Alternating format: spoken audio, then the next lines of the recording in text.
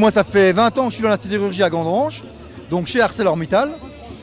Et en fait, mon métier, c'est ce qui reste de la sidérurgie, parce que la sidérurgie, depuis des années en France, elle est rabotée, donc il n'y a plus beaucoup de salariés.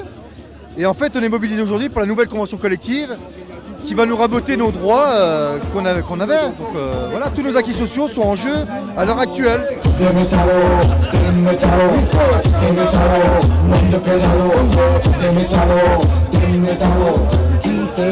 Tout est tiré vers le bas.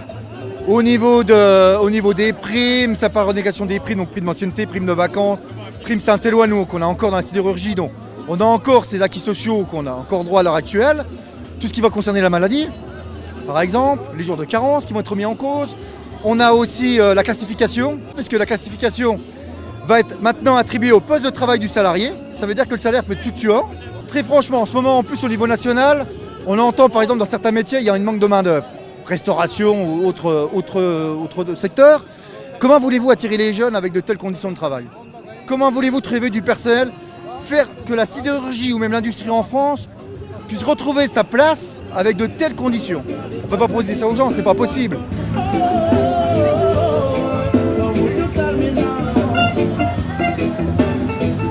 Ce qui se passe à la SAM, c'est une honte, très franchement. Renault qui lâche la SAM, le gouvernement qui lui tourne le dos.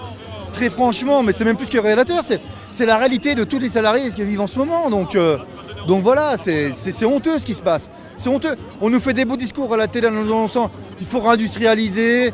Et très franchement, quand on voit ça, mais ils se foutent de la gueule des gens. Permettez-moi de le lire, mais ils se foutent de la gueule des gens.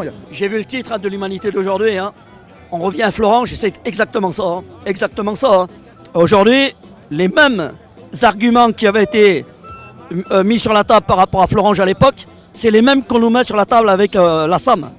Je ne sais pas si je peux employer ce mot, mais on sent une certaine complicité entre la direction de Renault et le gouvernement. C'est exactement ce qui s'est passé à une époque où Macron à l'époque était ministre de l'économie lorsqu'il y a eu la fusion Alstom avec General Electric. C'est exactement les mêmes ingrédients. Et avec à la finalité, casse industrielle, perte des savoir-faire, et bien évidemment, affaiblissement de l'industrie. Donc oui, la SAM, on peut dire que c'est un cas d'école. Alors dans le projet de la convention collective, il prévoit d'augmenter considérablement le nombre d'heures supplémentaires. Pardon.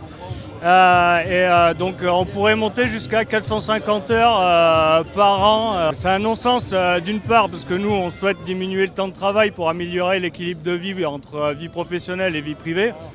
Et inconsidérable dans le sens où c'est pareil, ça ne va pas créer de l'emploi non plus. Et le but de baisser aussi le temps de travail des gens, c'est de créer de l'emploi. Et aujourd'hui, il y a beaucoup de gens qui cherchent du travail, malgré ce qu'ils veulent bien nous faire croire. Et donc c'est complètement insensé, quoi.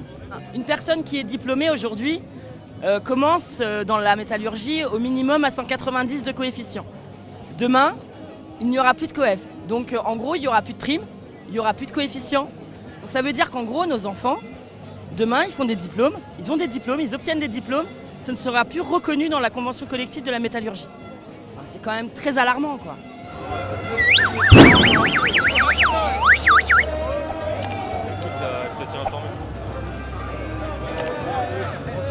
va passer à la télé, on va un beau sourire.